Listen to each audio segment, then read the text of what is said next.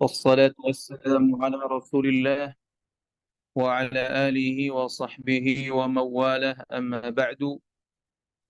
السلام عليكم ورحمة الله وبركاته. إخوتنا الkiram,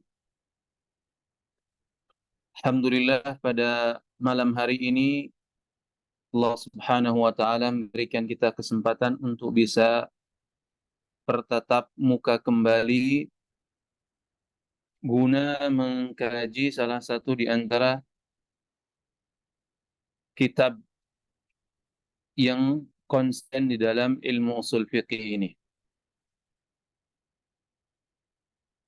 Pada pertemuan yang lalu kita telah sampai pada bait yang ke-12 dan insya Allah pada malam hari ini kita menyempurnakan bait selanjutnya dan mudah-mudahan Allah Subhanahu wa taala memberikan kita taufik sehingga apa yang nanti kita sampaikan bisa kita pahami dengan baik dan mudah-mudahan usaha kita semua diberikan pahala ganjaran oleh Allah Subhanahu wa taala.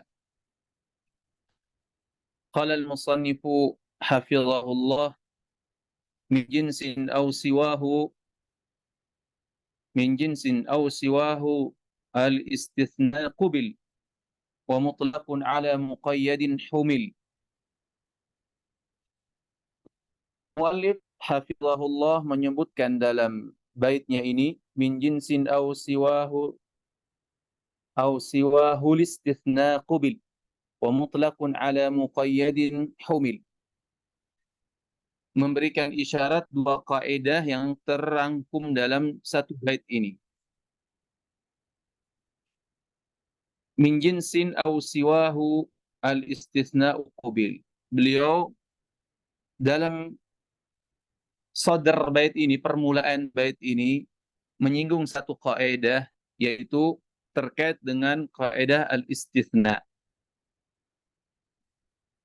Beliau mengatakan bahwasanya istithna ini mungkin untuk terjadi kepada sesama jenisnya atau kepada lain jenis. Atau singkatnya, bahwasannya istitsna ini boleh dengan yang sejenis, dan ini muttafaq alaih, yang disepakati oleh para ulama, bahwasanya istitsna dengan sejenis itu merupakan perkara yang disepakati oleh para ulama. Lalu ausiwah, kata beliau, istitsna dengan yang tidak sejenis. Boleh nggak? Menurut Imam Haramain, bahwasanya istitsna kepada selain kepada jenisnya itu dibolehkan. Pada selain jenisnya itu dibolehkan. Baik, kita bakal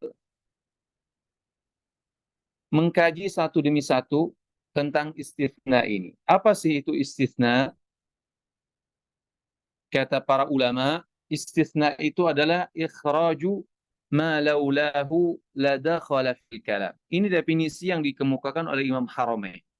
Beliau katakan istitsna itu adalah ikhraju ma laulahu, ikhraju syai' laulahu, laula dzalika syai' la dakhala fil kalam. Pastinya sesuatu itu akan masuk dalam ruang lingkup yang sedang dibicarakan. Contohnya gini, istitsna itu kata ikhraju ma laulahu. Kalau bukan karena istitsna itu pasti ucapan tersebut akan masuk dalam keumuman perkataan itu. Contoh, misal kalau kita katakan para mahasiswa menghadiri kajian pada malam hari ini. Kalimat yang mengatakan bahwa para mahasiswa menghadiri kajian pada malam hari ini itu mencakup seluruh mahasiswa yang terdaftar di Ma'had Haramain ini. Tapi kemudian tatkala dia dikecualikan dengan mengatakan para mahasiswa menghadiri kajian di malam hari ini kecuali fulan dan fulan. Nah, ini illa fulan dan fulan ini termasuk mustasna. Lalu mustasna minhunya yang mana? Yaitu seluruh para mahasiswa. Seluruh mahasiswa ini sebagai mustasna minhunya. Jadi dari mayoritas ini atau dari keseluruhan ini dikecualikan beberapa orang. Inilah yang dinamakan sebagai mustasna. Nah, yang tidak hadir fulan dan fulan ini masih tergolong bagian daripada mahasiswa. Inilah yang dinamakan sebagai al-istisna minal jins, min jinsihi, yaitu istisna dari yang satu jenis. Karena sebagian mahasiswa yang tidak hadir ini bagian daripada mahasiswa yang tergabung dalam Ma'had Haramain ini, misalkan. Baik, istisna telah kita singgung tadi, terdiri atau terbagi menjadi dua. Yang disebut sebagian ulama sebagai al-muttasil, dan yang kedua adalah al-munqati'. Jadi istisna menurut para ulama ada dua. Kajian ahli usul dalam hal ini dibagi dua. Al-muttasil dan al-munqati'. Adapun yang muttasil, kata para ulama mendefinisikan an yakuna al-mustathna min jinsi al-mustathna minhu. Jadi al-mustathna itu bagian daripada al-mustathna minhu. Sedangkan al-munqati' an yakuna al-mustathna laisa min jinsi al-mustathna minhu. Jadi yang mustathnanya ini bukan bagian daripada mustathna minhu. Baik, tadi kita telah memberikan contoh mustathna yang satu jenis atau yang muttasil. Bagaimana kalau contoh yang termasuk munqati', yaitu mustathna atau istisna munqati' ini yang seperti apa? Yang mana mustathnanya ini bukan bagian daripada mustathna minhu. Contoh, misal seluruh mahasiswa hadir pada malam hari ini kecuali misalkan sapi. Nah, sapi ini bukan bagian daripada mustathna minhu. Nah, ini termasuk al-istisna al-munqati'. Sapi ini bukan bagian daripada para mahasiswa, sehingga dinamakan oleh para ulama sebagai istisna al-munqati'. Taib. Contohnya seperti apa? Penerapan kaidah dari yang disebutkan oleh Imam Haramain ini, bahwasanya yajuz al-istisna'u min jinsihi au min ghairi jinsihi. Boleh istisna dari sejenis atau dari beda jenisnya. Bagaimana penerapannya dalam hukum syar'i? Seandainya kalau ada orang mengatakan gini, misalkan, Anda memilih saya memiliki piutang pada Anda 10.000, kecuali 100 atau kecuali 1.000. Misalkan orang mengatakan pada orang lain, saya memiliki piutang pada Anda 10.000, kecuali 1.000. Nah, ini 1.000 ini bagian daripada 10.000. Berarti mustathnanya ini dikecualikan, dikeluarkan. Kalau bukan karena adanya istisna ini, pasti 1.000 ini akan masuk dalam mustathna minhu. Berarti piutang yang sebenarnya adalah 9.000 doang. Ini contoh pertama. Atau misalkan kita berikan contoh, kalau seseorang memiliki budak lebih daripada misalkan anggap 10 atau 20 atau 30. Misalkan dia mengatakan seperti ini. Saya membebaskan seluruh budak saya kecuali fulan dan fulan dan fulan. Berarti yang dikecualikan dari keumuman khitab ini adalah cuma beberapa budak saja yang tidak dia bebaskan. Adapun sisanya seluruhnya itu masuk dalam kategori pembebasan. Kemudian yang kedua, contoh dalam kedua yaitu contoh dalam istisna munqati sekarang. Misalkan kalau kita berpegang kepada pendapat yang mengatakan bahwasanya al-istisna al-munqati ini adalah tidak boleh, maka ada konsekuensinya. Begitu juga orang yang mengatakan bahwasanya al-istisna al-munqati ini itu sah, itu juga ada konsekuensinya. Misalkan contoh, saya memiliki kepada fulan, atau misalkan saya memiliki pada fulan piutang sejumlah 1 miliar, kecuali rumah. Jadi rumah ini bukan bagian daripada 1 miliar. Jadi bukan daripada jenis 1 miliar tadi, uang tadi. Kalau dia mengatakan tadi, saya memiliki uang 1 miliar pada fulan kecuali rumah. Kalau menurut pendapat yang menyatakan bahwasanya istisna munqati ini dibolehkan, dan ini pendapat Imam Haramin rahimahullah, maka dia masuk dari bagian 1M tadi. Jadi bagaimana menghitungnya? Jadi total. Jadi misalkan dia mengatakan saya punya piutang kepada dia 1 miliar kecuali rumah. Berarti 1M itu dikurangi dengan harga rumah tadi. Anggap kalau harga rumahnya ada 200 juta. Maka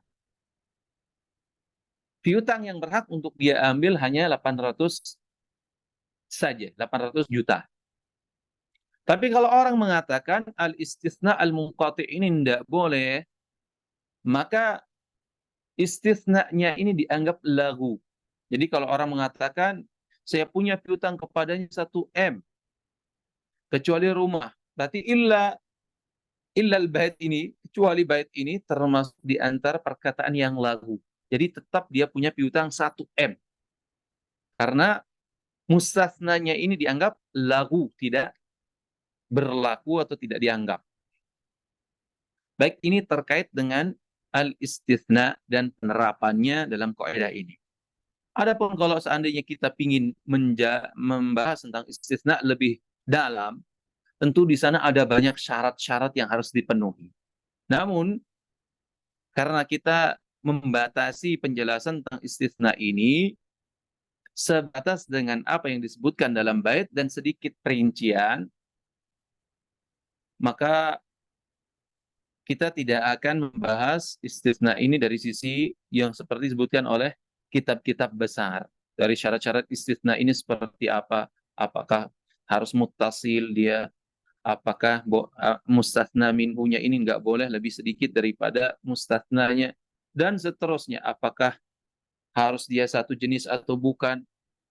Dan seterusnya yang ini nanti insya Allah akan kita kaji pada tempatnya. Nanti di syarah Mahalli itu ada sedikit rinciannya terkait dengan masalah ini. Apalagi nanti di Al-Luma' ada lebih jelas lagi, lebih panjang lagi. Bahkan mungkin dalam Jam'ul Jawami' ada lebih rinci lagi daripada yang itu. Jadi kita tadarruj sedikit demi sedikit. Kemudian beliau mengatakan dalam bait yang selanjutnya, wa mutlaqun ala muqayyadin humil. Beliau mengatakan yuhmalu al-mutlaqu 'ala al-muqayyad.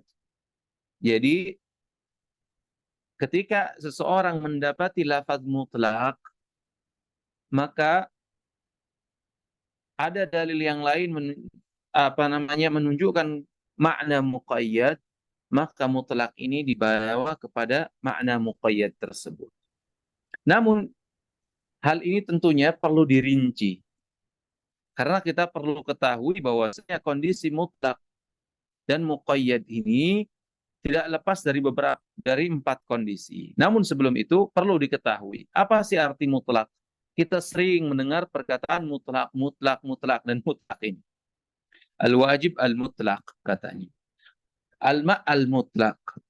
Mutlak ini secara bahasa diambil dari kata atlaqa yutliku itlaqa, yang artinya khalla wa arsala, artinya melepas, tidak terikat. Itulah namanya mutlak. Sedangkan dalam istilah ad-dalu 'ala al-mahiyah bila qaid. Nah, ini definisi yang dikemukakan oleh Subki rahimahullah. Beliau mengatakan ad-dal 'ala al-mahiyah bila qaid. Sebagian yang lain mendefinisikan mutlak ini dengan ad-dal 'ala al-mahiyah, yakni 'ala al-mahiyah bil wahdah. Jadi ada dibatasi dengan angka tertentu. Tapi Subki mengatakan enggak. Yang namanya mutlak itu berarti lafal yang menunjukkan kepada hakikat. Itu maksudnya. Ad-dal 'ala al-mahiyah. Lafal yang menunjukkan pada hakikat bila qaid. Tanpa ada batasan apapun. Jadi mutlak, memang betul-betul mutlak. Jadi keluar dari definisi ini, definisi yang menunjukkan kepada makna nakirah, yang menunjukkan kepada satu atau kepada dua dan seterusnya. Lalu kondisi mutlak dan muqayyad seperti apa? Kapan dia dibawa kepada makna muqayyad dan kapan dia tidak dibawa kepada makna muqayyad? Setidaknya hal ini ada 4 kondisi yang perlu diketahui. Pertama, mutlak dan muqayyad ini hukumnya sama. Dan sebabnya juga sama. Jadi hukumnya sama, mutlak hukumnya sama, muqayyad juga sama. Sebabnya juga sama, maka ulama mengatakan sepakat kalau kondisi yang seperti ini hukmuhu hamlul mutlaqi 'alal muqayyad. Jadi mutlak dibawa kepada makna muqayyad. Ini syaratnya hukumnya satu, sebabnya juga satu, yaitu semuanya sama. Nggak ada bedanya. Kemudian yang kedua,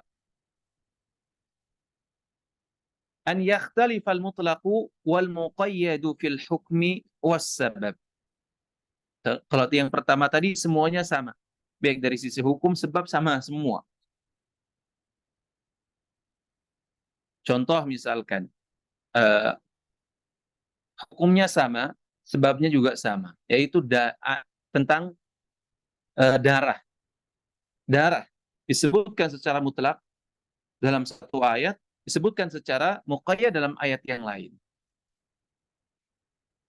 Nah, maka darah ini kan semuanya hukumnya sama, yaitu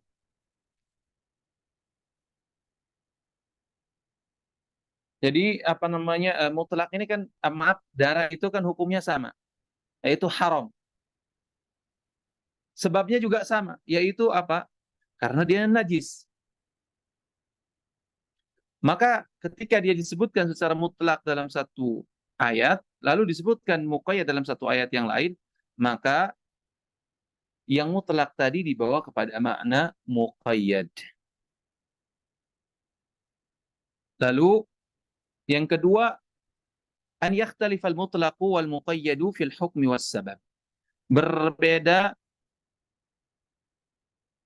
antara mutlak dan muqayyad dari sisi hukum dan sebabnya. Jadi yang mutlak sebabnya hukumnya juga berbeda, Yang muqayyad hukumnya dan sebabnya juga berbeda. Maka di sini juga ulama sepakat, nggak boleh mutlak dibawa kepada makna muqayyad. Kenapa? Karena hukumnya berbeda, satu dengan yang lain, sebabnya juga berbeda. Atas dasar apa kemudian mereka mau dikumpulkan jadi satu? Misalkan apa namanya terkait dengan puasa misalkan. Puasa Ramadan memiliki hukum tersendiri dan harus dilakukan secara berurutan, mutatabi, Ramadan. Di bulan Ramadan tentunya. Kemudian ada hukum zakat. Dan juga sebabnya berbeda. Sebab zakat dan hukumnya juga berbeda. Tidak mungkin kemudian karena misalkan puasa ini dilaksanakan secara berurutan, maka zakat harus dibawa berurutan. Enggak. Keduanya memiliki hukum yang tersendiri dan juga sebab tersendiri. Maka nggak boleh satu dengan yang lainnya dibawa kepada hal yang sama.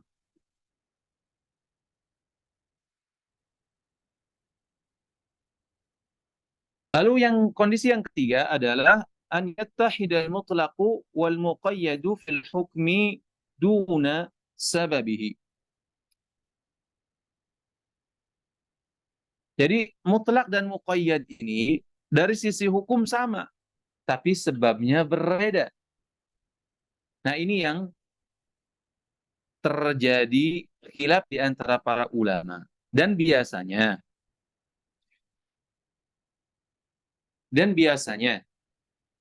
inilah yang dimaksudkan. Gambarannya, kondisi ketiga inilah yang biasanya dimaksudkan oleh para ulama, terutama Syafi'iyah, bahwasanya ketika mutlak dan muqayyad hukumnya sama, sebabnya berbeda, maka hukum mutlak ini dibawa kepada muqayyad. Contoh, seperti yang disebutkan oleh Imam Haramain sendiri. Misalkan tentang kafaratul zihar. Kafaratul zihar. Itu hukumnya adalah membebaskan budak. Ya enggak? Membebaskan budak. Namun tidak disebutkan secara muqayyad. Dia disebutkan secara mutlak, fatahrir raqabah. Tidak disebutkan dalam kasus yang lain. Dalam kasus kafarat al-qatl khata, kafarat qatlul khata, disebutkan hukumnya adalah membayar fatahrir raqabati mu'minah. Di sini disebutkan lebih spesifik, yaitu raqabah atau budak yang mukminah. Nah, di sini hukumnya sama, yaitu sama-sama wajib untuk mengeluarkan atau membayar atau membebaskan budak. Sebabnya berbeda. Yang zihar sebabnya adalah karena sebab zihar itu sendiri. Sedangkan dalam qatlul khata karena membunuh itu sendiri sebagai sebab. Nah, apakah dalam sebab yang berbeda sekalipun memiliki hukum yang sama, yaitu wajib untuk membebaskan budak, apakah mesti hukum yang ada, yang mutlak dalam kafarat zihar ini dibawa kepada muqayyad dalam kafarat qatlil khata ini? Menurut Imam Haramain rahimahullah, yuhmalul mutlaqu 'alal muqayyad dalam kasus seperti ini. Sehingga menurut madhab Syafi'i, kafarat zihar mesti yang dikeluarkan atau yang dibebaskan yaitu budak yang beriman, bukan sembarang budak. Bukan sembarang budak.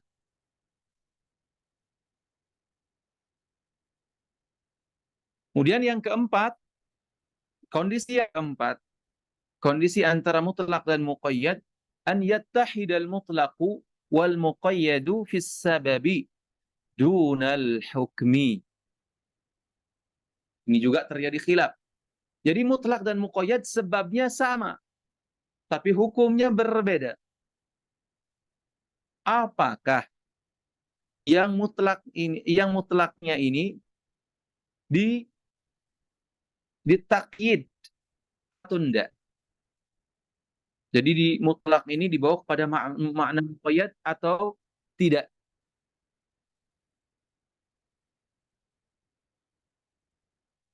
An yattahid al-mutlaq wal muqayyad fi sabab dun al-hukmi.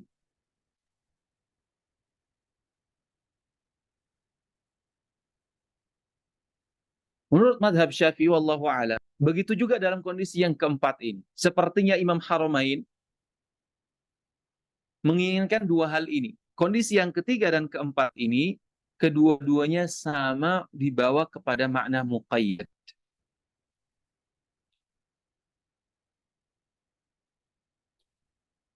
Contohnya apa? Misal, contohnya terkait dengan sebabnya sama tapi hukumnya berbeda, yaitu antara wudu dan tayamum. Wudu dan tayamum. Sebabnya sama, tapi hukumnya berbeda. Disebutkan secara muqayyad, faghsilu wujuhakum wa aydiyakum ilal marafiqi.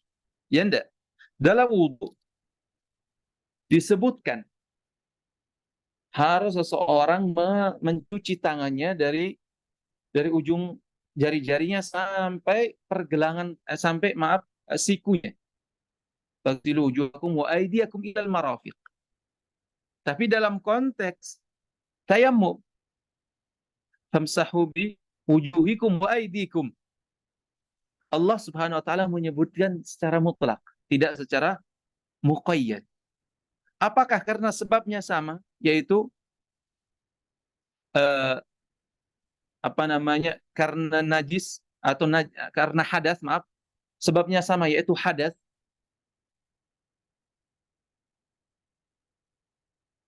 Mutlak yang disebutkan dalam tayamum ini lalu dibawa kepada makna muqayyad yang ada dalam wudu. Zahirnya dalam mazhab Syafi'iyah, yuhmalul mutlaqu 'ala al-muqayyad. Wallahu a'lam bissawab.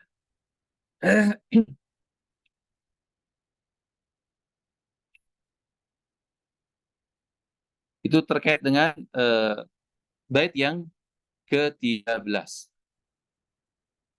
Baik, kita masuk ke bait yang ke-14 sekarang. Wa khassisil kitaba bil aslaini wa sunnatun qad khussisat bidaini. Setelah beliau menjelaskan tentang masalah terkait dengan mutlak muqayyad, begitu juga tentang istitsna tadi, sekarang kita masuk dalam bagian at-takhsis. Khassisil kitaba bil aslaini wa sunnatun qad khussisat bidaini. Mana takhsis? Khassasa ini kan diambil dari kepada khassasa yukhassisu takhsisan, yang artinya adalah al-ifrad wal qasru ala syai'. Inilah artinya takhsis, membatasi pada sesuatu saja, atau ifrad, menyendirikan. Dan lafal khas itu didefinisikan oleh para ulama. Lafal khas adalah lafal am. Adapun lafal khas yaitu lafzun wudi'a li ma'nan wahid 'ala infirad wa inqita'il musyarakah. Ini definisikan oleh kalangan mazhab Hanafi. Bahwasanya yang namanya khas itu sebenarnya cukup lafzun wudi'a li ma'nan wahid 'ala infirad. Sudah berhenti di sini sebenarnya. Wa inqita'il musyarakah ini sebagai bentuk takkid. Jadi lafal yang diletakkan untuk satu makna. Sebenarnya kalau dikhususkan untuk satu makna secara tersendiri, kemudian ditegaskan dengan mengatakan wanqita'il musyarakah, wanqita'i al-musyarakah. Jadi terputus yang namanya persekutuan di sana, tidak ada yang lain ikut dalam makna ini. Pokoknya ketika Anda mengatakan Zaid, ini maknanya lafal Zaid ini taksis kepada seseorang yang tidak diikuti oleh orang lain lagi. Inilah yang namanya makna khas. Ketika orang mengatakan sholah, ini maksudnya khas pada orang yang melaksanakan sholah, yaitu yang dimulai dari takbir yang diakhiri dengan salam. Ini pokoknya namanya sholah. Ketika Allah mengatakan wa aqimus sholah, ini yang terbayang oleh kita adalah makna khas, bukan makna am dari sisi bahasa. Jadi makna atau lafal wa khas itu adalah lafal yang dikhususkan untuk satu makna. Kalau bahasa kita wudi'a, ditaruh untuk satu makna saja secara tersendiri dan tidak digabungkan dengan yang lain. Adapun takhsis itu sendiri dalam istilah adalah ikhraju ba'dhi ma yatanawaluhu al-lafdhu al-'am. Jadi mengeluarkan sebagian makna yang dicakup oleh lafal umum ini. Atau mudahnya mengeluarkan sebagian makna yang masuk dalam lafal umum. Ini namanya takhsis. Atau ada yang mendefinisikan dengan mengatakan qasrul 'am ala ba'dhi afradi. Membatasi makna umum kepada sebagian individualnya saja. Ini yang dinamakan sebagai at-takhsis. Beda dengan lafal khas. Kalau khas terkait dengan lafalnya. Sedangkan takhsis terkait dengan perbuatan atau fi'il.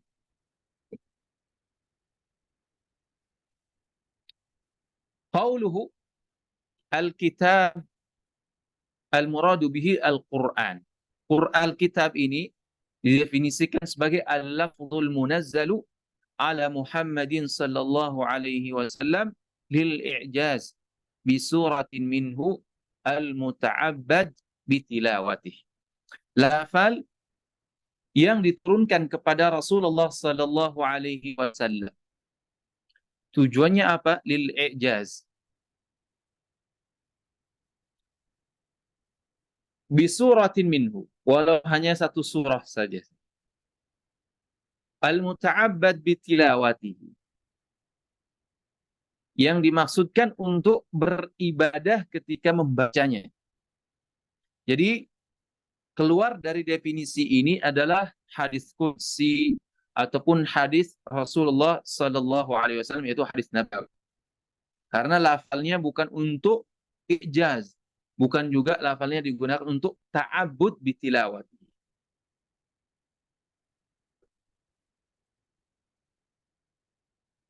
Dan dalam bait yang tadi juga disebutkan wasunnatun. Sunnah.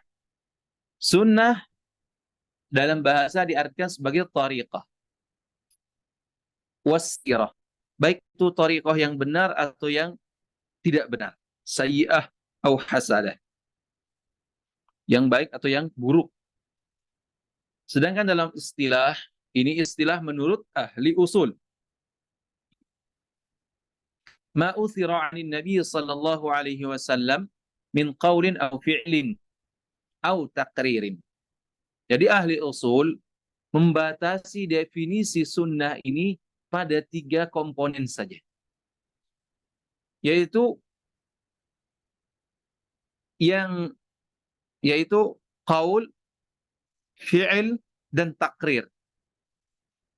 Persetujuan atau kesepakatan persetujuan Nabi sallallahu alaihi wasallam. Jadi apa yang bersumber dari Nabi sallallahu alaihi wasallam berupa ucapan atau perbuatan atau takrir. Diam, takrir ini lebih kepada diamnya Nabi sallallahu alaihi wasallam pada sebuah peristiwa yang nanti kita akan lewati insyaallah terjelaskan. Khulasahnya adalah bahwasannya usuliyin ini mereka hanya melihat Nabi Shallallahu Alaihi Wasallam dari tiga sisi, perkataannya, fiilnya, takrirnya. Kenapa? Karena mereka meyakini bahwasanya sumber hukum Islam itu, sumber hukum syar'i itu terletak pada tiga hal ini. Kalau ahli hadis menambahkan lagi dari sisi khilqah wa khuluq, kan? Dari sisi akhlak dan juga dari sisi uh, fisik Rasulullah Sallallahu Alaihi Wasallam. Dan menurut ahli usul, hal ini tidak terlalu penting bagi dia. Karena yang penting dari kami adalah ingin mampu untuk melahirkan hukum-hukum. Adapun ahli hadis wajar jika kalau kemudian seluruh sisi dari Rasulullah SAW menjadi perhatiannya. Kenapa? Karena tugas mereka adalah menukil tentang sosok Rasulullah SAW secara universal, secara keseluruhan.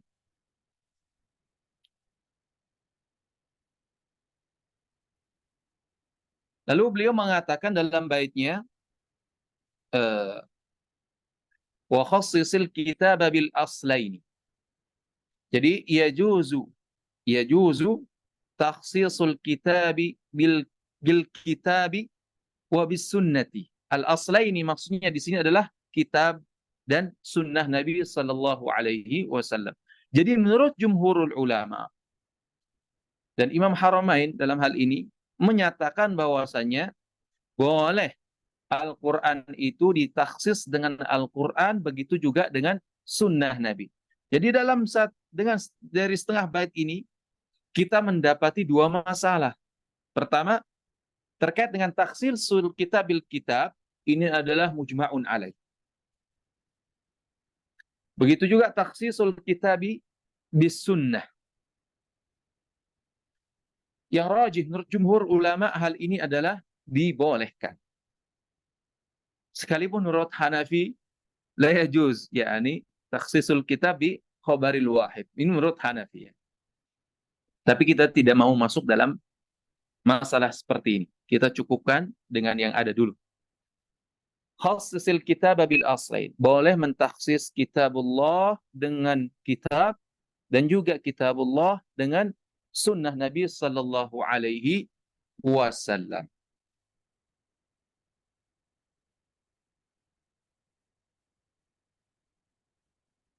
Baik, contoh misalkan takhsisul kitab bil kitab. Takhsisu al-kitabi bil kitab. Yaitu firman Allah Subhanahu wa taala, "Walladzina yatawaffawna minkum wa yadharuna azwajan yatarabbasna bi anfusihinna arba'ata ashhurin wa 'ashra." Lalu ayat ini ditaksis oleh firman Allah Subhanahu wa taala, "Wa ulatul ahmali ajaluhunna an yadh'na hamlahunna." Coba, "Walladzina yatawaffawna minkum al-mutawaffa 'anha zawjuha." Ini kan umum, berlaku, baik dia dalam kondisi hamil, baik dia dalam kondisi tidak hamil, mesti menunggu 4 bulan 10 hari. Tapi karena kita dapat di dalam ayat yang lain mengatakan wa ulatul ahmali ajaluhunna an yadh'na hamlahun. Bagi yang sedang hamil ini, iddahnya adalah sampai dia melahirkan. Itu kata Allah Subhanahu wa taala. Jadi kita bisa ketahui bahwasanya ayat yang tadi walladzina yatawaffawna minkum wa yadharuna azwajan yatarabbasna bi anfusihinna arba'ata ashhurin wa 'ashra, ini berlaku kepada selain orang yang sedang hamil. Adapun orang yang sedang hamil, maka iddahnya adalah sampai dia melahirkan. Kadang orang sedang hamil ini bisa mungkin lebih dari 4 bulan. Kadang mungkin dia baru sebulan hamil, suaminya meninggal, maka dia perlu menunggu sampai 8 bulan. Iddahnya sampai anak ini lahir, baru dia terlepas dari iddahnya. Begitu juga firman Allah Subhanahu wa taala, misalkan Wal mutallaqatu yatarabbasna bi anfusihinna thalathata quru. Yaitu orang yang ditalak ini dia mesti menunggu selama 3 quru. Terjadi khilaf di kalangan ulama tentang quru ini. Sekalipun Syafi'i mengatakan salah satu athhar, 3 kali suci. Itu ditaksis oleh firman Allah Subhanahu wa taala. Ya ayyuhalladzina amanu idza nakahtumul mu'minati thumma talaqtumuhunna min qabli an tamassuhunna fama lakum 'alaihin min 'iddatin ta'taddunaha. Kata Allah Subhanahu wa taala, wal mutallaqatu yatarabbasna bi anfusihinna thalathata quru. Coba, dalam ayat ini ayatnya am, wal mutallaqat. Apakah yang mutallaq ini sudah pernah terjadi hubungan atau belum terjadi sama sekali? Ini umum. Maka dia wajib untuk menunggu sampai 3 kali suci. Ini zahir ayat yang menunjukkan wal mutallaqat, karena dia disebutkan secara umum.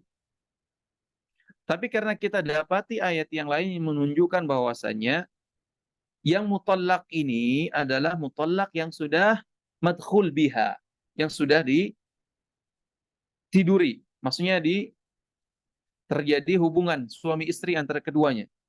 Tapi kalau seandainya dia belum terjadi hal tersebut, maka kata Allah Subhanahu wa taala, "Fama lakum 'alaihinna min 'iddatin ta'taddunaha." Jadi wanita tersebut tidak memiliki iddah. Kemudian yang terkait masalah yang kedua adalah takhsisul kitabi bisunnah. Menurut jumhur ini boleh. Khilafan Hanafiyah. Allah Subhanahu wa taala mengatakan yusikumullahu fi auladikum lidzakari mithlu hadzil unthayain. Allah Subhanahu wa taala mengatakan yusikumullahu fi auladikum lidzakari mithlu hadzil unthayain. Nah, ini Allah Subhanahu wa taala memerintahkan kepada para aulia umur ini atau pada orang tua mereka, fi auladikum lidzakari mithlu hadzil unthayain, bahwasanya laki-laki mendapatkan 2 bagian dibanding wanita. Ini ayat ditaksis secara umum, ini mencakup segalanya. Baik dalam wasiah, baik apapun itu, ayat ini masuk ke dalamnya. Jadi mesti laki-laki dikasih 2, sedangkan perempuan 1. Tapi kemudian ayat ini yang nampak umum, baik itu dalam kasus wasiat maupun dalam kasus waris, ditaksis oleh hadis Nabi Sallallahu Alaihi Wasallam, la wasiyata liwaris, bahwasanya kalau dia sudah menjadi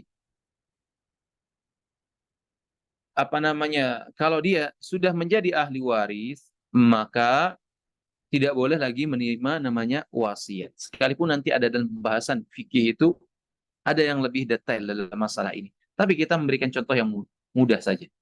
Atau juga ayat ini terkait dengan kondisi. Jadi bagaimanapun kondisi anak ini, maka dia tetap mendapatkan warisan. Ternyata ada sejumlah ayat lain yang mentaksis ayat ini. Ayat ini taksis oleh sejumlah hadis yang lain. Contoh, la yarithul muslimul kafira walal kafirul muslima. Berarti yusikumullahu fi auladikum. Ini tidak mutlak begitu saja, tidak umum begitu saja kepada semua anak. Ternyata tidak berlaku untuk mereka bapaknya muslim sedangkan anaknya kafir, atau anaknya muslim bapaknya kafir. Ini tidak bisa saling mewarisi. Begitu juga kalau seandainya pembunuh itu tidak bisa mendapat warisan dari orang yang dibunuh. Misalkan si anak membunuh ayahnya atau maka dia tidak mendapatkan warisan. Atau begitu juga ayah membunuh anaknya untuk mendapatkan warisan si anak. Ini juga tidak boleh. Karena Nabi SAW mengatakan, laisa liqatilin miras. Tidak boleh bagi orang yang membunuh untuk mendapatkan miras. Misalkan Karena si anak ini ingin mendapatkan cepat orang tuanya. Kemudian yang kedua, wa sunnatun qad khussisat bizaini. Yaitu sunnah juga boleh ditaksis dengan kitabullah dan sesama sunnah. Yaitu taksisul sunnah bil kitab, sebaliknya. Tadi kan taksisul kitab bis sunnah. Sekarang ini sebaliknya. Taksisul sunnah dengan kitab dan taksisu as-sunnah bis sunnah. Jadi bait yang selanjutnya ada dua masalah juga, yaitu terkait dengan taksis sunnah dengan kitab.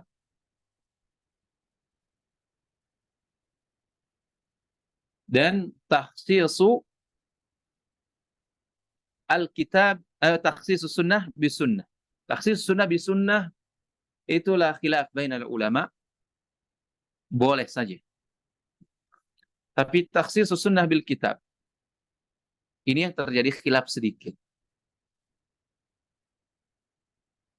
Tetapi kalau seandainya taksisul kitab bis sunnah saja boleh, maka lebih utama takhsisus sunnah bil kitab, karena lebih aqwa, lebih kuat kitab itu sendiri. Contohnya apa? Misal Nabi sallallahu alaihi wasallam mengatakan ma quti'a minal bahimati wa hiya hayyatun fahuwa mayyit. Yang dipotong dari seekor hewan sedangkan hewan tersebut masih hidup, maka itu dianggap sebagai bangkai. Ini kan ma quti'a minal bahimah. Ma di sini makna mausul, dan mausul dalam seperti yang telah kita lewati dia menunjukkan kepada makna umum. Yufidul umum mausul ini. Berarti semua yang dipotong dari hewan ini, baik itu adalah bentuknya bentuknya bulunya, atau misalkan kukunya, atau misalkan tanduknya, semua itu dianggap sebagai bangkai. Maka nggak boleh untuk diambil atau dimanfaatkan. Tapi Allah Subhanahu wa taala menyebutkan dalam firman-Nya, "Wa min aswafiha wa aubariha wa ash'ariha athathan wa mata'an ilahin." Ini berarti boleh katanya menggunakan yang namanya bulu daripada hewan yang boleh hewan tadi. Baik itu adalah domba, baik itu adalah kambing, baik itu adalah unta. Ini boleh karena Allah Subhanahu wa taala mengatakan asatsan wa mata'an ilahi. Sebagai ini imtinan, sebagai anugerah bagi kita. Nggak mungkin diharamkan. Berarti keumuman tadi ditaksis oleh firman Allah Subhanahu wa taala. Tidak semua yang dipotong dari hewan tersebut otomatis menjadi haram buat kita. Ternyata kita boleh untuk memotong atau memanfaatkan seperti halnya seperti halnya bulu-bulu tadi. Atau misalkan kalau kuku tidak terjadi hayyah, artinya karena dipotong tidak sakit misalkan. Boleh untuk dipergunakan. Begitu juga tanduk seandainya. Kalau seandainya hewan tersebut tidak merasakan sakit, maka boleh untuk digunakan. Tidak seperti halnya daging dan seterusnya, maka ini jelas. Sepakat para ulama, kalau dia dipotong sedangkan dalam kondisi hidup, maka yang dipotong tersebut menjadi bangkai. Selanjutnya, wa takhsisus sunnati bis sunnati. Seperti Nabi sallallahu alaihi wasallam mengatakan fi masaqatis sama'u wal uyunu al ushr. Jadi kalau seandainya yang yang dikasih air, pengairannya itu sumbernya adalah langit ataupun sumber mata air, maka wajib zakat yang dikeluarkan adalah 1/10. Tapi apakah ini berlaku untuk seluruh hasil panen, dalam artian baik banyak maupun sedikit? Nabi SAW menyebutkan dalam hadis yang lain, laisa fi ma duna khamsati awsukin sadaqah, kata Nabi Shallallahu alaihi wasallam. Jadi maksudnya adalah yang masuk nisab, yaitu khamsah ausuk. Khamsah ausuk ini kira-kira berapa kilo?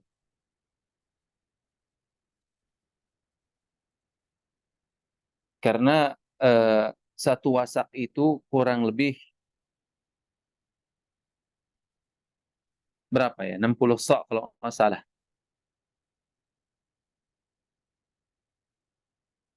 Berarti kali 5, 300-an.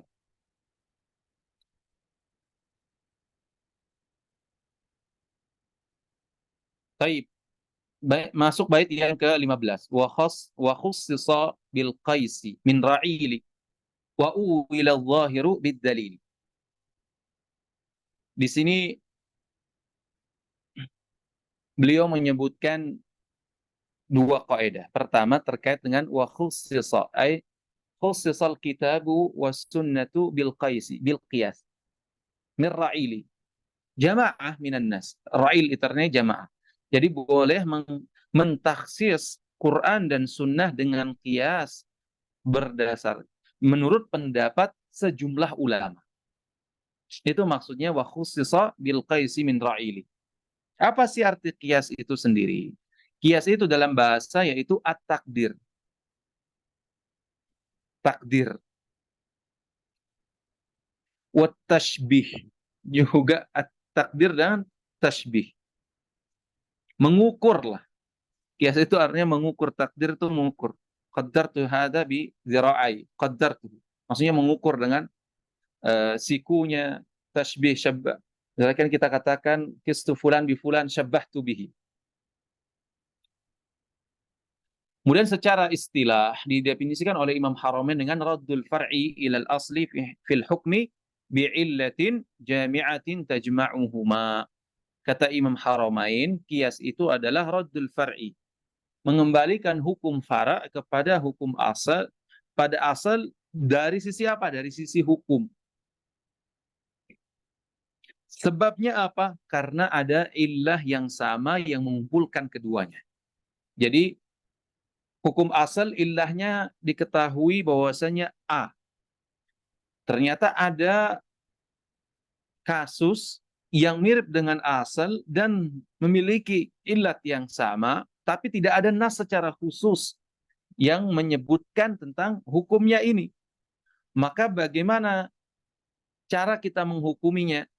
Dinamakanlah qiyas, yaitu dengan mengembalikan hukum yang tidak mansus ini, hukum yang tidak disebutkan, akan tetapi karena dia memiliki kesamaan dari sisi illat, maka kita berikan hukum yang ada dalilnya kepada uh, kondisi atau objek yang tidak ada dalilnya.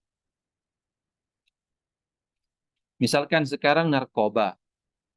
Mungkin kalau kita cari hukum tentang narkoba, apa namanya, maaf, dalil secara spesifik tentang narkoba mungkin kita tidak akan ketemu.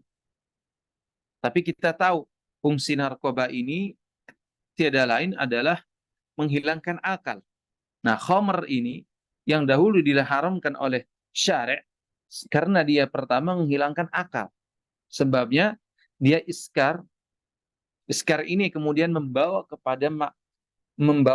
pada sebuah kondisi, yaitu kehilangan kesadaran. Dan kehilangan kesadaran ini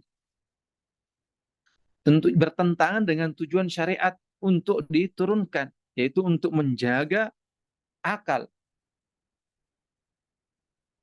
Maka ketika narkoba ini memiliki illat yang sama, yaitu dia menyebabkan orang fly kalau bahasa orang sekarang, lalu juga kehilangan kesadarannya, maka kita berikan hukum yang ada pada khamr, yang ada dalilnya secara spesifik kepada narkoba ini. Atau dalam bahasa lain inilah yang disebut dengan qiyas tamtsili. Qiyas tamtsili. Ini adalah qiyasul far'i 'alal far'.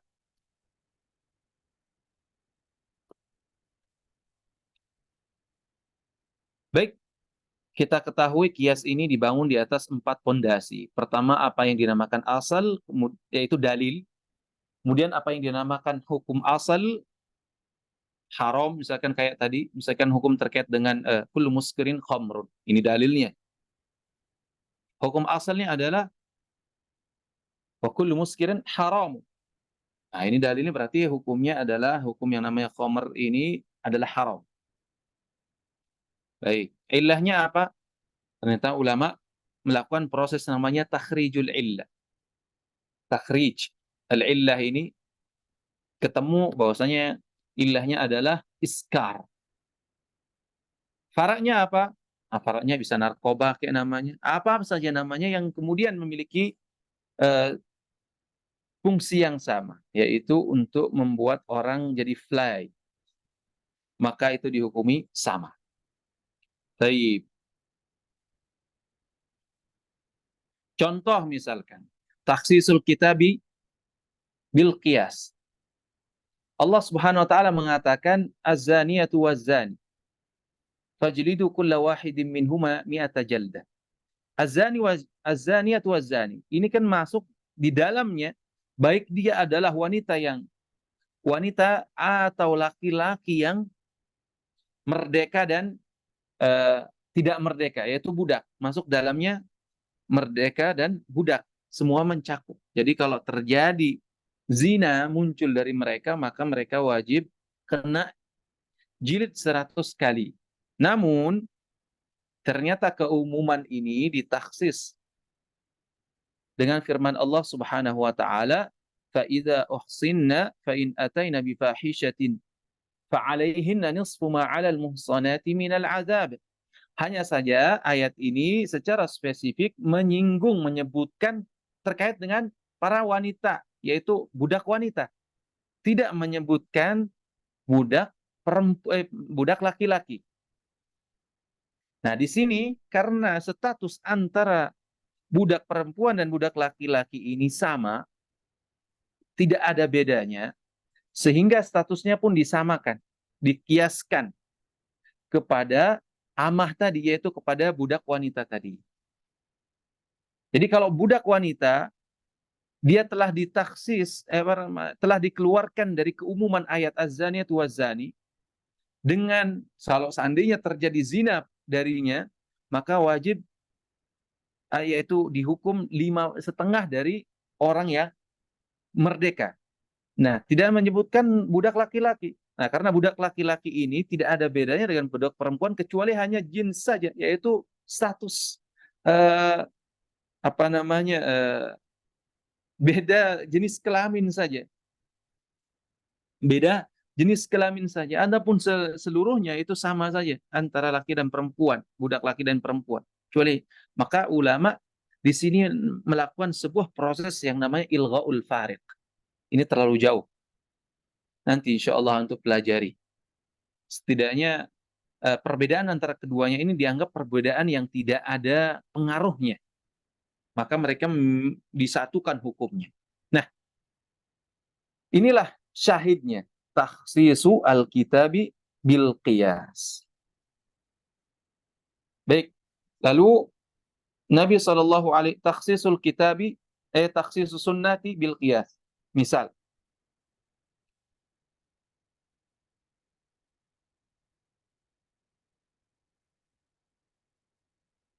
contohnya misalkan Nabi SAW mengatakan la yarithul muslimu al-kafira walal kafiru al-muslima. Ini menunjukkan secara umum bahwasanya orang muslim tidak menerima warisan dari orang kafir. Begitu juga orang yang murtad. Kenapa? Karena dia termasuk bagian daripada orang yang kafir. Akan tetapi katanya ini ditaksis oleh qiyas. Dan bentuk qiyasnya itu mewariskan harta orang murtad kepada orang muslimin itu karena sebab. Jadi hartanya itu lalu dimiliki oleh siapa? Oleh orang muslim, ya enggak?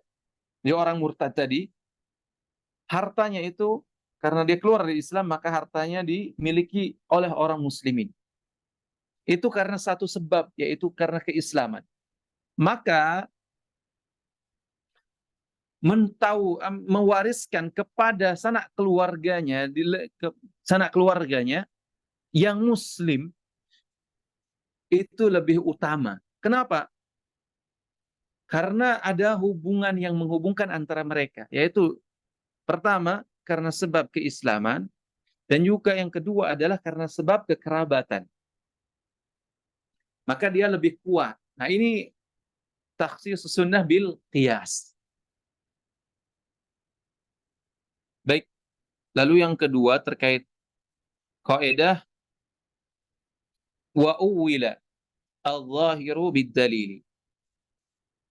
Awwala, uwila merupakan bentuk majhul, fil madhi lil majhul, dari awwala yu'awwilu ta'wila. Diambil dari kata ala ya'ulu, sara ilaih, menjadi, menuju. Makanya sebagian mendefinisikan ta'wil itu adalah at-tasyir. Apa namanya? Apa namanya itu bahasa ini ya. Tafsir itu berubah dari kondisi satu ke kondisi yang lain. Atau bahasa orang bertransformasi katanya. Dalam istilah diartikan sebagai sarful lafzi an zahirihi ila muhtamalin marjuhin bidalilin yadullu alaih. Lihat definisi ta'wil ini. Sarful lafzi an zahirihi. Memalingkan makna sebuah lafaz dari zahirnya. Karena al-asal makna itu adalah pada zahir. Ini muttafaq alaih. Jadi kalau Anda mendengar seseorang bicara A, B, C, dan D, makna yang terlintas pertama kali pada kita lah makna aslinya seperti itu. Ketika kita melihat asad, maka zahirnya adalah ya binatang tertentu. Sarful lafzi an zahirihi. Zahir ini adalah satu makna yang kuat di antara dua makna. Ila muhtamalin marjuh. Kepada makna yang muhtamal. Dan yang muhtamal ini sifatnya adalah marjuh.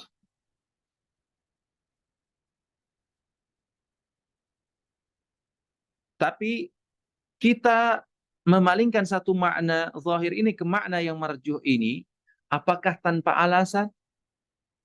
Harus dengan alasan. Bidalilin. Harus dengan dalil. Yadullu alaih. Yang menunjukkan kepada makna tersebut. Jadi proses takwil ini adalah proses di mana kita berpindah dari makna zahir kepada makna marjuh, dan makna yang marjuh ini merupakan makna yang memang muhtamal. Dan makna muhtamal ini dikuatkan oleh dalil yang lain yang zahir.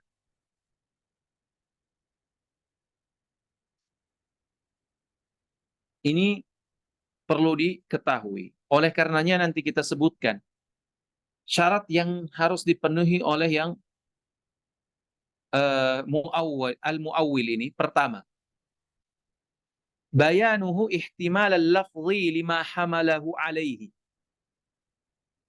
Ini syarat yang pertama. Jadi yang mu'awwil ini dia harus mampu menjelaskan bahwasanya lafaz ini memiliki makna ihtimal. Makna lain daripada yang zahir yang kita ketahui. Ini pertama. Kemudian yang kedua, dia harus mampu mendatangkan dalil yang memalingkan makna zahir tadi kepada makna marju, kepada makna yang muhtamal tadi. Sebut saja misalkan makna ini, lafal ini mengandung dua makna.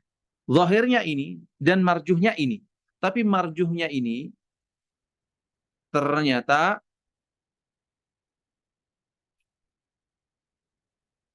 Makna marjuhnya ini ternyata didukung oleh dalil yang lain. Karena didukung oleh dalil yang lain ini, dengan berbagai indikator, maka saya tidak mengamalkan zahir dalil tadi. Akan tetapi, dengan mengamalkan makna marjuh yang sekarang berubah menjadi zahir. Jadi, dia marjuh pada asalnya, kemudian menjadi zahir karena dalil yang lain. Dukungan dalil yang lain. Contoh misal, Nabi SAW mengatakan gini, al-jar ahaqqu bisaqabihi. Jadi jar itu dalam hal syuf'ah, jadi tetangga itu memilih hak. Orang yang paling berhak dengan syuf'ah ini karena saqab, yaitu karena dia berdekatan atau karena dia sebabnya nempel gitu. Bisaqabihi yani bilasqihi. Karena sebab dia menempel, maka dia paling berhak mendapatkan syuf'ah. Ini secara zahir menunjukkan bahwasanya seorang jar ini atau secara tetangga ini, zahir hadis ini menunjukkan bahwa secara umum berlaku kepada segala hal. Jadi berlaku yang namanya syuf'ah untuk jar atau kepada jar ini dalam segala hal. Tidak, atau dalam segala kondisi.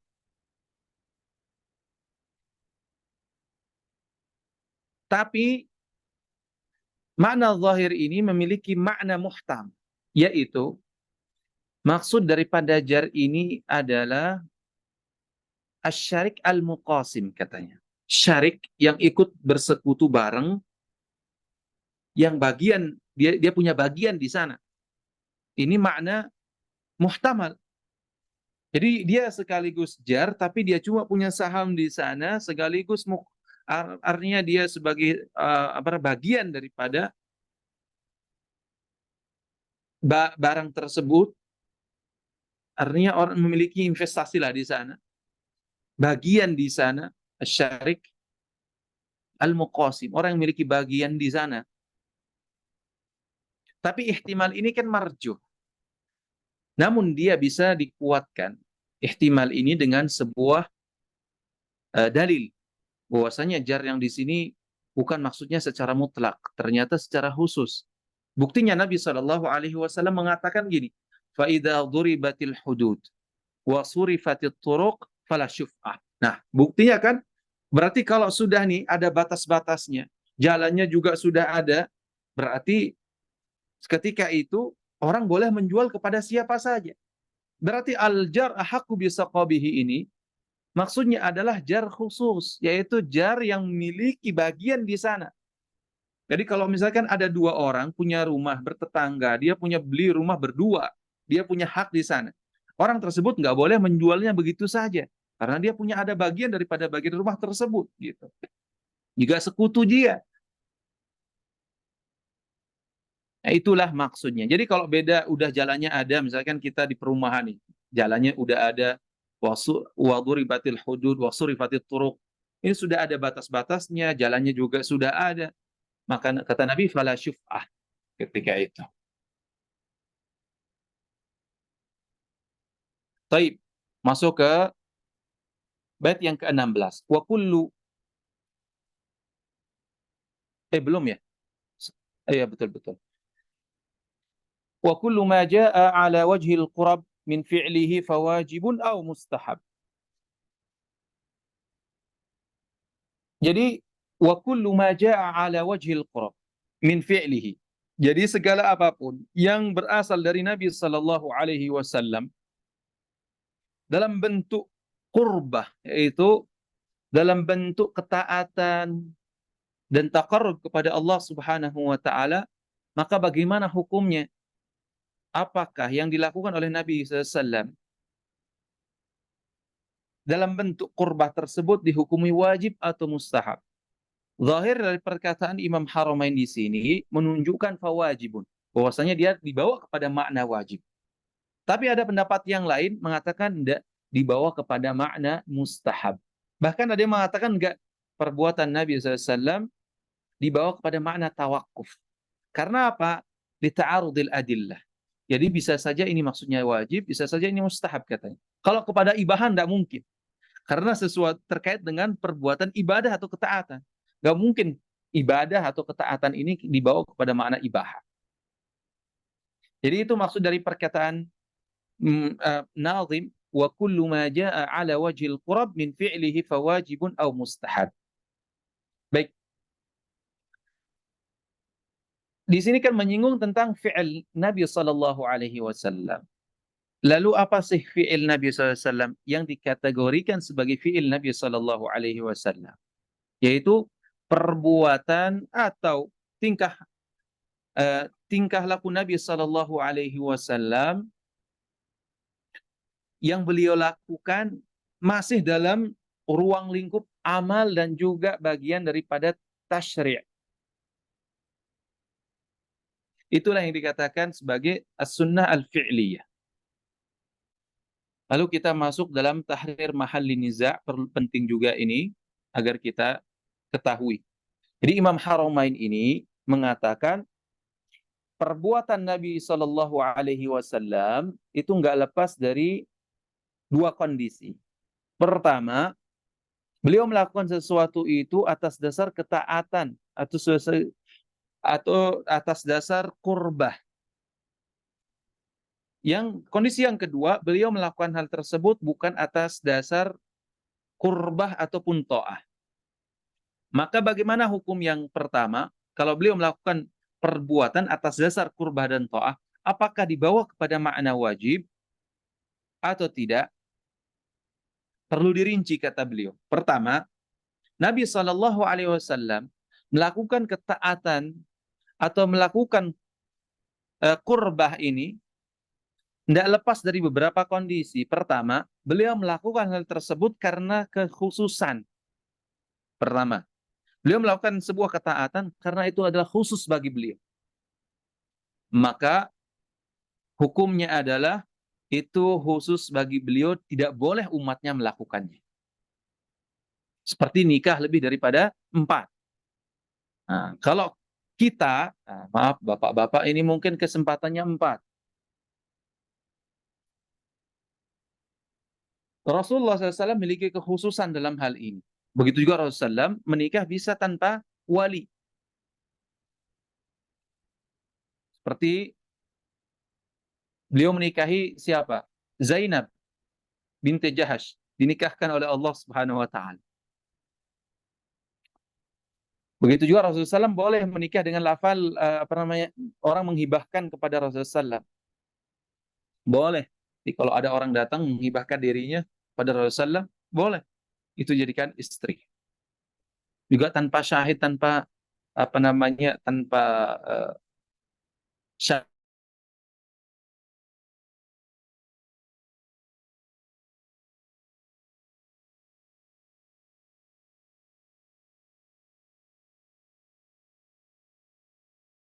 Kategori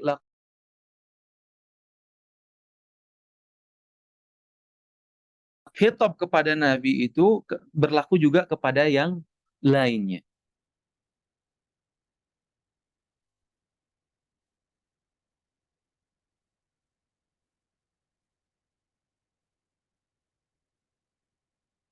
Baik.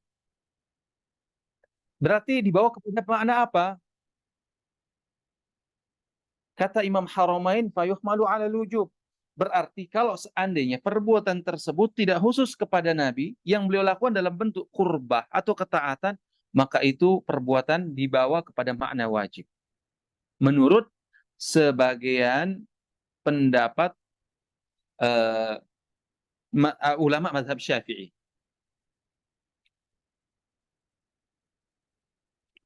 Tapi sebagian lain menganggap itu dibawa kepada makna nadab, sebagian lain kepada tawakuf. Karena menurut dia, perbuatan Nabi SAW kadang dibawa kepada makna wajib, kadang makna mandub. Sehingga ada pertentangan di sini, maka kita tidak boleh membawa kepada makna wajib atau mandub, kecuali ada dalil yang menunjukkan kepada masing-masing. Ini kondisi yang pertama. Kondisi yang kedua adalah perbuatan yang dilakukan oleh Nabi Shallallahu Alaihi Wasallam itu tidak menunjukkan kepada makna kurbah atau kepada makna ta'ah. Maka dalam kondisi ini perbuatan tersebut dibawa kepada makna mubah saja bagi Nabi dan juga bagi umatnya. Ini penjelasan Imam Haramain terkait dengan fi'lun Nabi Sallallahu Alaihi Wasallam, apakah dibawa kepada makna kurbah dan tidaknya. Tapi pada hakikatnya sebenarnya mungkin bisa kita rinci lagi lebih dalam terkait dengan makna ini. Secara singkat saya sebutkan, perbuatan yang keluar dari Nabi SAW itu nggak lepas dari 4 kondisi. Pertama, sebagai bentuk manusia biasa, yaitu yang kita kenal sebagai jibiliyah. Jibil, seperti makan, minum, tidur, dan sebagainya. Nah, ini perbuatan yang dibutuhkan oleh semua umat manusia. Maka menurut jumhur ini tidak menunjukkan kepada makna wajib, akan tapi menunjukkan pada makna ibahah saja. Kemudian yang kedua adalah perbuatan Nabi SAW itu sebagai bentuk penjelasan untuk perkara yang sifatnya mujmal, atau penjelasan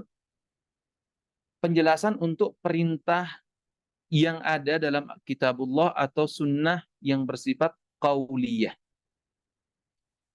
Maka ketika itu hukumnya dibawa sesuai dengan yang dijelaskan. Kalau dia seandainya yang dijelaskan wajib, maka jadi penjelasan perbuatan Nabi jadi wajib. Kalau seandainya yang dijelaskan dari ucapan Nabi SAW atau yang ada dalam kitabullah atau dari dari kitabullah atau sunnah Nabi SAW, maka dibawa kepada mandub. Kalau seandainya di sunnah saja, gitu. Nah, jenis yang ketiga yaitu perbuatan yang mubtada mutlak. Jadi perbuatan yang tidak ada motif sebelumnya, begitu saja mengalir. Beliau melakukannya dan mutlak. Artinya dia bukan penjelas. Maksudnya mutlak di sini dia bukan jibiliyah, ya. Dia juga bukan termasuk menjelaskan untuk hukum yang jelas tadi, yaitu yang bersifat mujmal atau penjelasan untuk sunnah qauliyahnya, bukan. Atau juga bukan bagian daripada hal yang khusus bagi Nabi Shallallahu Alaihi Wasallam. Maka ini tadi seperti yang telah kita singgung, bahwasanya Imam Haramain menyebutkan ada 3 pendapat. Ada yang mengatakan dibawa kepada makna wajib, ada yang mengatakan dibawa kepada makna nadab. Wallahu a'lam bissawab. Baik, kita masuk ke bait yang ke berapa sekarang? Ke-17 ya. Iqraruhu bil qawli aw ma fu'ila ka qawlihi wa fi'lihi qad ju'ila. Kata beliau, iqrar ini dalam bahasa diartikan sebagai i'tiraf, yaitu pengakuan. Atau ridha, itu juga namanya iqrar. Dalam istilah, yaitu apa yang disepakati oleh Nabi SAW terhadap perbuatan atau perkataan yang keluar dari, atau yang yang keluarlah dari para sahabat Nabi Sallallahu Alaihi Wasallam. Lalu beliau diam dan tidak mengingkarinya, atau beliau nampak dari beliau menyepakatinya dan nampak dari raut wajah beliau seperti ridha terhadap perbuatan tersebut. Maka semua ini, perbuatan ini yang muncul dari orang lain, yaitu sahabat Nabi SAW, itu dianggap seperti sesuatu yang keluar dari Rasulullah Sallallahu Alaihi Wasallam. Padahal perbuatan atau perkataan itu keluar bukan dari Nabi, yaitu dari para sahabatnya. Namun karena Nabi menyepakatinya, Nabi ridha terhadap perbuatan dan ucapan mereka, maka itu disamakan seperti halnya dia perkataan atau perbuatan Rasulullah Sallallahu Alaihi Wasallam. Jadi itu maksud dari bait iqraruhu bil qawli. Jadi ikrar Nabi SAW terhadap ucapan, au ma fu'ila, atau perbuatan, ka qawlihi wa fi'lihi qad ju'ila. Jadi perbuatan atau perkataan orang lain yang didiamkan, nampak Rasulullah SAW sepakat dengan perbuatan atau perkataan orang tersebut, itu manzilahnya, martabatnya sama dengan perkataan dan perbuatan Rasulullah Sallallahu Alaihi Wasallam. Tapi perlu diketahui, syarat untuk mengamalkan ikrar Nabi SAW ada, setidaknya pertama disebutkan oleh para ulama, hendaklah perbuatan an yakunal fi'lu awil qawlu sadiran an alla yakunal fi'lu awil qawlu sadiran an munafiqin aw kafir. Ini perlu diketahui. Jadi syarat amal kita dengan ikrar Nabi SAW itu, kita lihat pelakunya. Kalau dia keluar dari pelakunya adalah orang munafik atau kafir, maka diamnya Rasulullah SAW itu bukan menunjukkan kepada kebolehan perbuatan itu dilakukan. Seperti misalkan orang ketika Rasulullah SAW ke Mekah melihat banyak orang melakukan kesyirikan, itu bukan berarti Rasulullah SAW mengiyakan perbuatan tersebut. Atau misalkan Rasulullah SAW melewati sebuah daerah yang menyembah patung, Rasulullah diam aja, maka bukan berarti Rasulullah SAW membolehkan perbuatan tersebut. Kemudian yang kedua, an yakunal fi'lu awin qawlu sadiran an muslimin mukallafin au mumayyizin. Jadi mesti katanya perbuatan dan perkataan ini keluar dari orang seperti siapa? Yaitu orang yang muslim dan mukallaf atau mumayyiz. Jadi kalau yang keluar dari perbuatan anak kecil itu tidak bisa menjadi standar bahwasanya itu boleh. Kemudian yang ketiga, syaratnya adalah Nabi Nabi SAW aliman bihi. Jadi mesti Nabi tahu.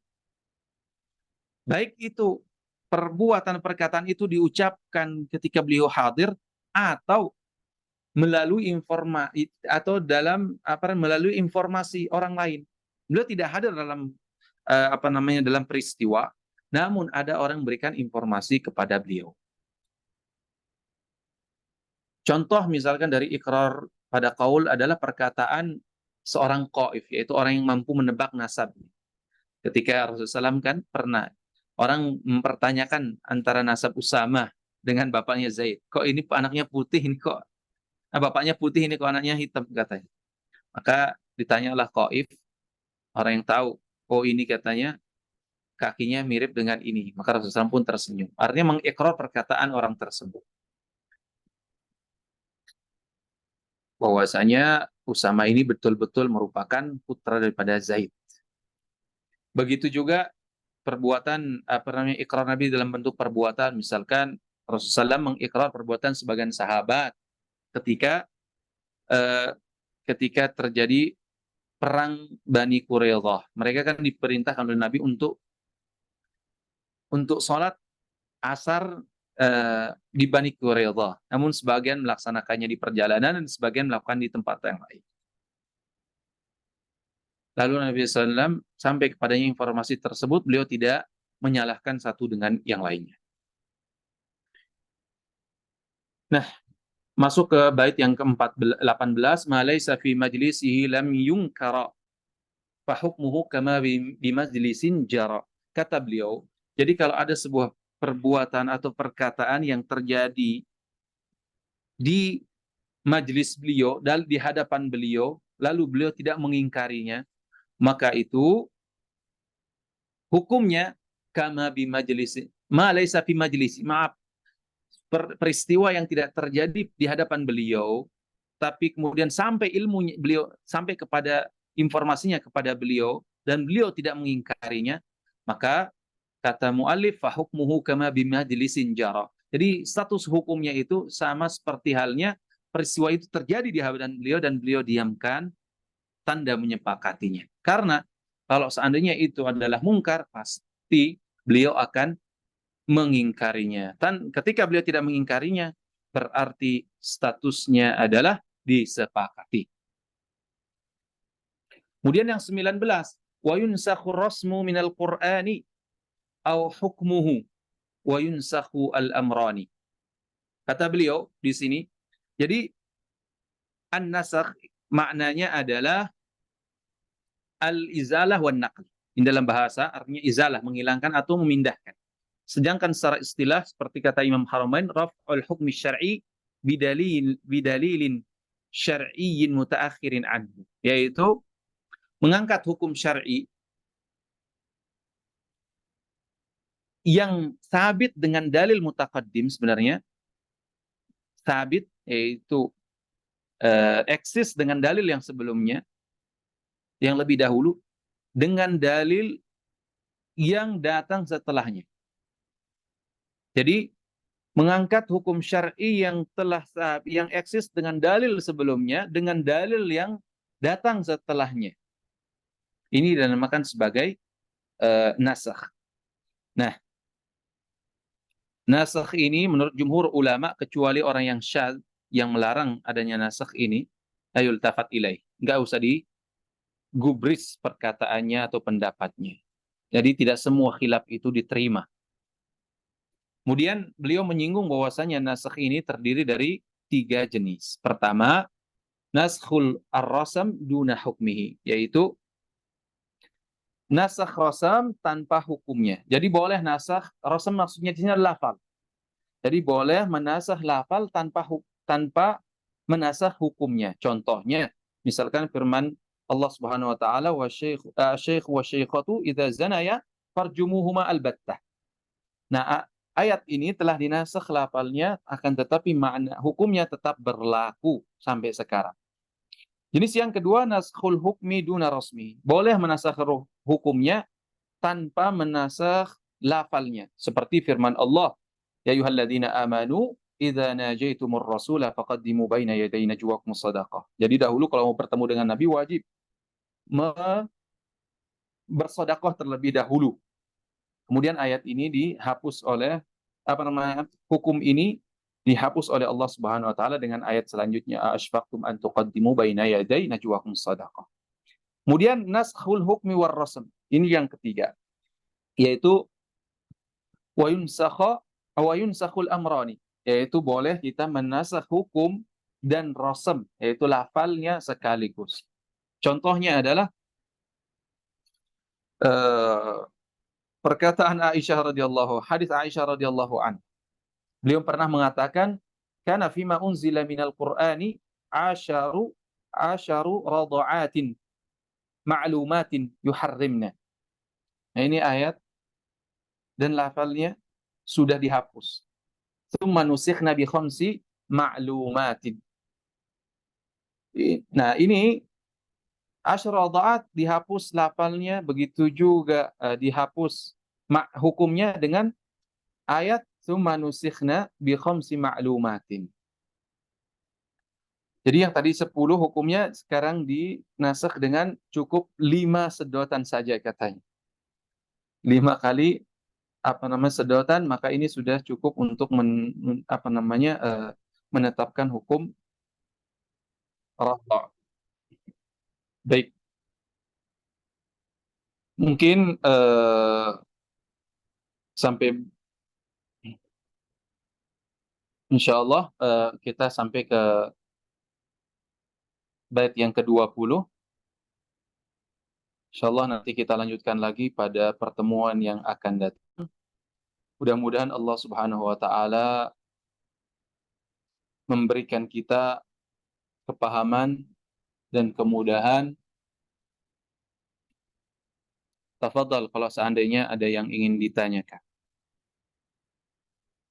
Boleh dibuka mic-nya, terserah. Bismillah.